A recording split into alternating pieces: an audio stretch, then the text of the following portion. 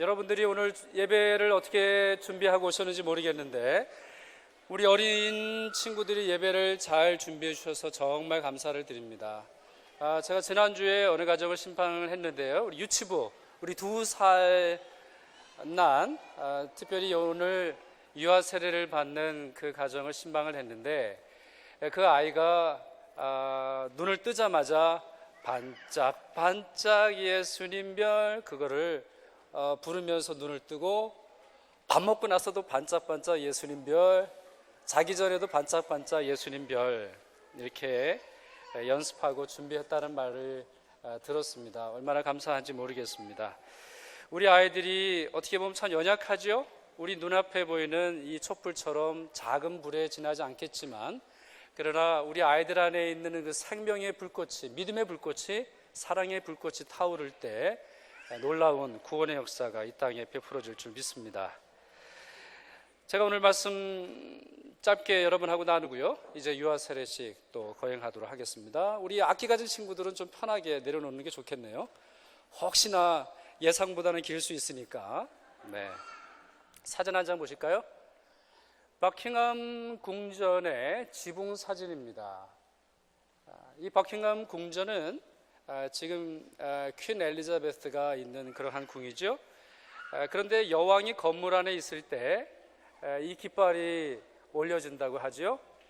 그리고 여왕이 이 궁전을 떠나게 되면 이 깃발을 내린다고 합니다.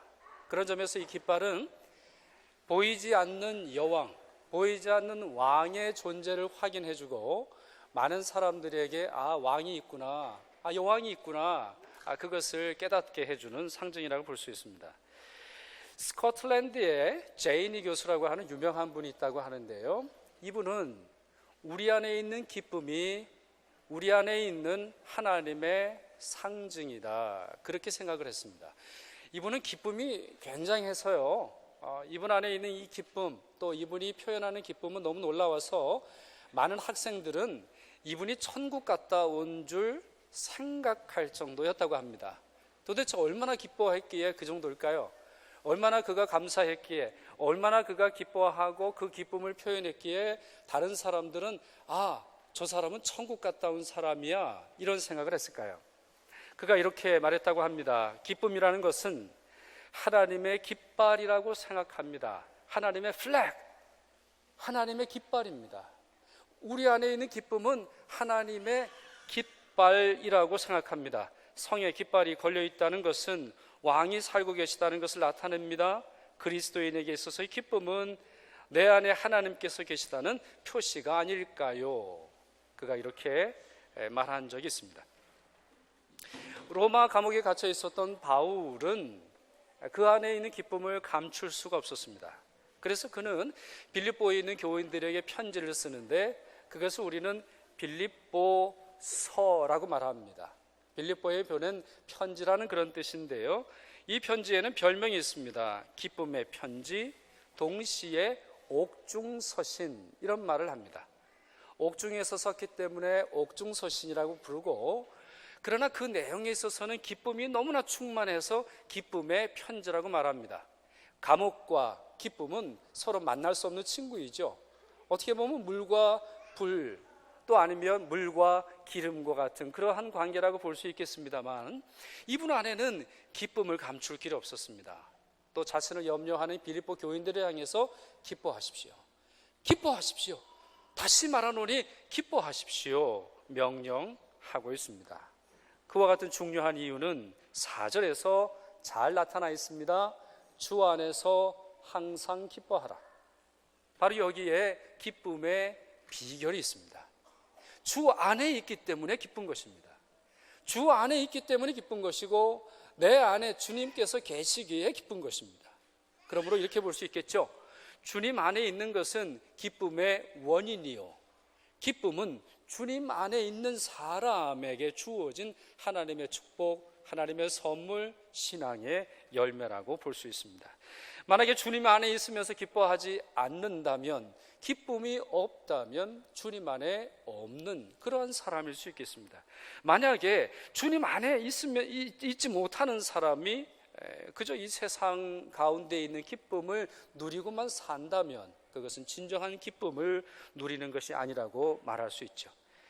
주 안에서 기뻐하라. 바울은 연이어서 이렇게 말합니다. 5절에 너희 관용을 모든 사람에게 알게 하라.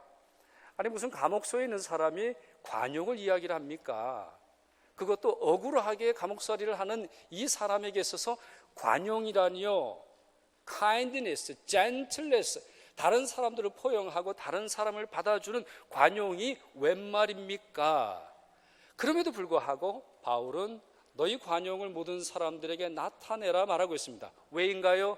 주 안에 있는 기쁨이 그 안에서 떠나지 않기 때문이죠. 아무것도 염려하지 말아라.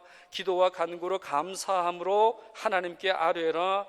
하나님의 평강이 그리스도 예수 안에서 너희 마음과 생각을 지키시리라.